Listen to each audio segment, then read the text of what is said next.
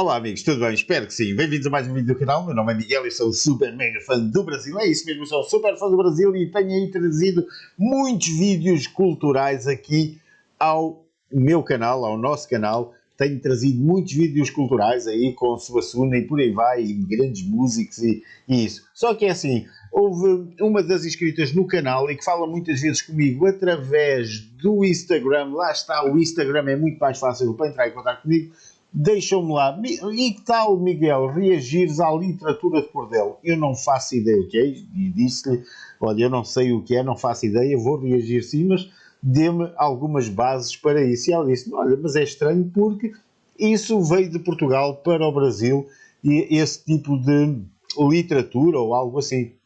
Eu disse, pois olha, eu não sei, não faço ideia, que eu não levei nada para o Brasil, nem sei que tinham levado tal coisa aí para o Brasil. Por isso hoje trago-vos aqui um vídeo para quem não sabe, ou para quem não tem grande ideia do que é a literatura de cordel, também poder aprender, assim é que é, aprender, não trazer. Ok, então bora lá para o vídeo, mas antes disso, claro, inscreva-se no canal, deixa o seu like e deixa a sua sugestão e passe lá pelo meu Instagram, o link está aí na descrição do vídeo. Para lembrar também que o link para o vídeo original vai também estar na descrição do meu vídeo, para vocês passarem lá pelo canal Caminhos da Linguagem, darem o vosso like e inscreverem-se no canal se acharem que vale a pena, que vão seguir e que é conteúdo que vocês gostam também, ok? Eu já me inscrevi, já deixei like bem manhoso, que é para todos os criadores sentirem aquela força bem grande de quem os apoia, ok? Então agora sim vamos saber o que é essa tal de literatura de cordel. Uma manifestação tão rica que serviu de inspiração para os maiores artistas do nosso país. Na música, tivemos nomes de peso como Luiz Gonzaga, com seu Asa Branca. Já na literatura, grandes nomes também se inspiraram, como Ariano Suassuna, em seu Alto da Compadecida, e Jorge Amado, com Teresa Batista, Cansada de Guerra. É isso aí! Conheça comigo hoje a literatura de cordel, depois da vinheta.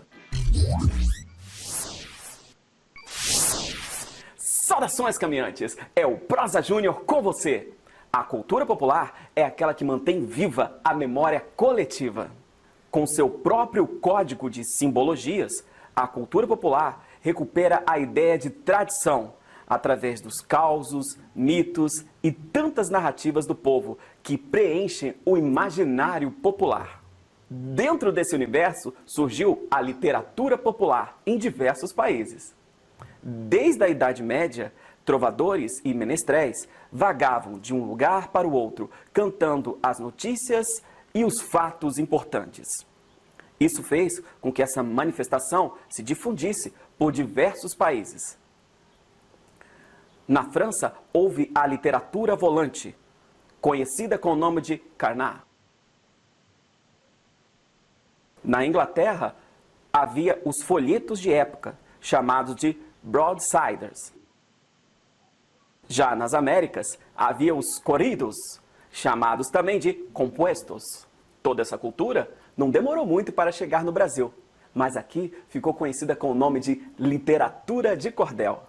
A palavra cordel era usada em Portugal para nomear uma corda fina. No Brasil, os vendedores de literatura popular enfileiravam suas obras em folhetos presos em barbantes, na época chamados de cordéis. Assim foi sendo moldado o termo literatura de cordel. Também chamado de folheto ou livro de feira, o cordel hoje representa todo o material poético típico do Nordeste.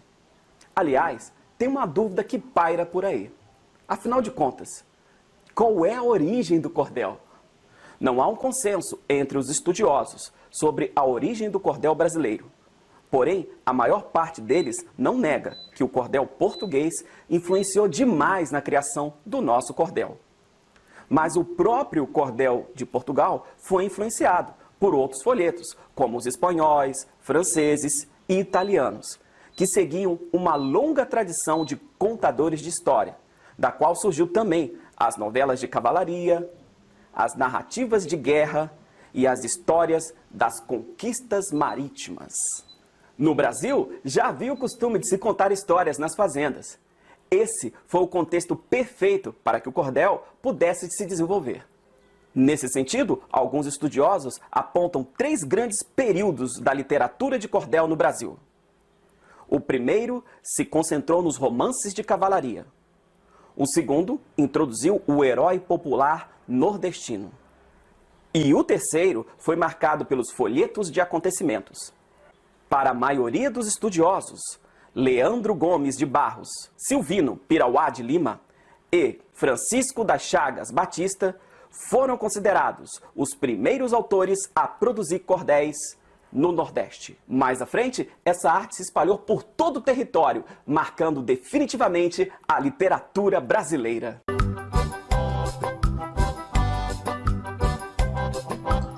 Você sabia, aliás, você sabia desta história da literatura do cordel? Eu só agora percebi o porquê do nome, porque aqui também já existiu em determinados sítios venderem as revistas todas penduradinhas com uma mola daquelas da roupa, assim num barbante, como diz o brasileiro. Em português continua a ser cordel, essa cordinha mais fina, continua-se a chamar cordel. E o engraçado é que isso existe, ou existiu mesmo, eu lembro-me há muitos anos, isso existir, e penso que ainda hoje, se for preciso, penduram aí as revistas e coisas em muitos sítios, com molinhas. Hoje em dia, muitas das vezes, já usam qualquer coisa de metal que tenha vários tiras, em vez de ser o barbante, mas é assim, continua a haver essa leitura de cordel. Agora percebi o que é a leitura de cordel. A literatura de cordel não foi feita para uma leitura silenciosa. Na realidade, as obras do cordel eram normalmente feitas para a prática da leitura recitativa. Assim, as comunidades se reuniam para ler o folheto e, por vezes, declamar de forma bem teatral. A oralidade é, então, uma característica forte do cordel. Tudo era feito para um público presente. Isso fez com que o cordel começasse a ser acompanhado de música ou até mesmo cantado. Mas apesar dessa oralidade toda, o cordel tinha sim uma métrica.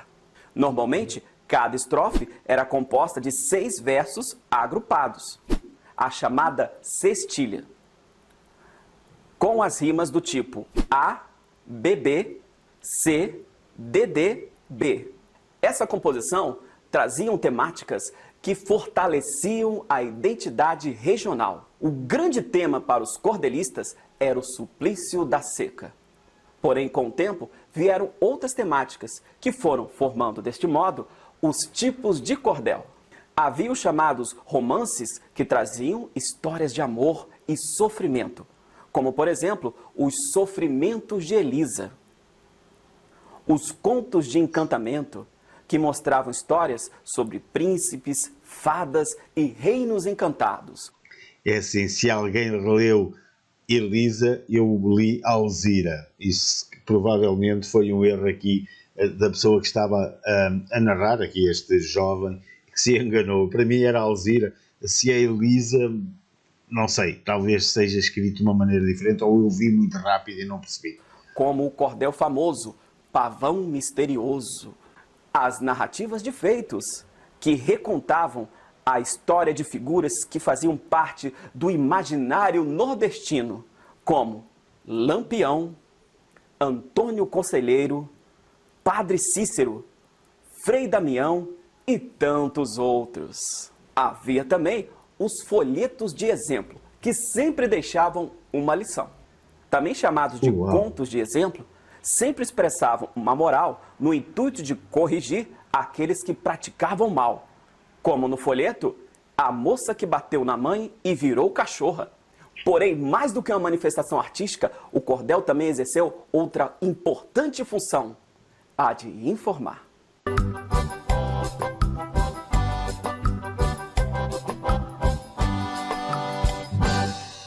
Após um tempo, surgiu um tipo específico de cordel, chamado por alguns de noticioso. Esse cordel funcionava como um jornal, trazendo relatos dos acontecimentos marcantes, como enchentes e guerras. Tudo contado com a linguagem poética da literatura de cordel. Diziam que naquela época, o sertanejo só acreditava de fato na notícia depois que tivesse visto em um folheto. Desse modo, Antes que o jornal se espalhasse, a literatura de cordel era fonte de informação. Aliás, como os garotos que gritavam as notícias para vender os jornais, os cordelistas também faziam o mesmo, lá nas feiras da região. Ali, eles declamavam suas obras, convidavam cantadores e reuniam o povo em volta de seus folhetos, encantando quem passava pelo local. Muitas dessas pessoas levavam para casa um exemplar repleto de xilogravuras, gravuras em madeira, que ilustravam as páginas dos poemas.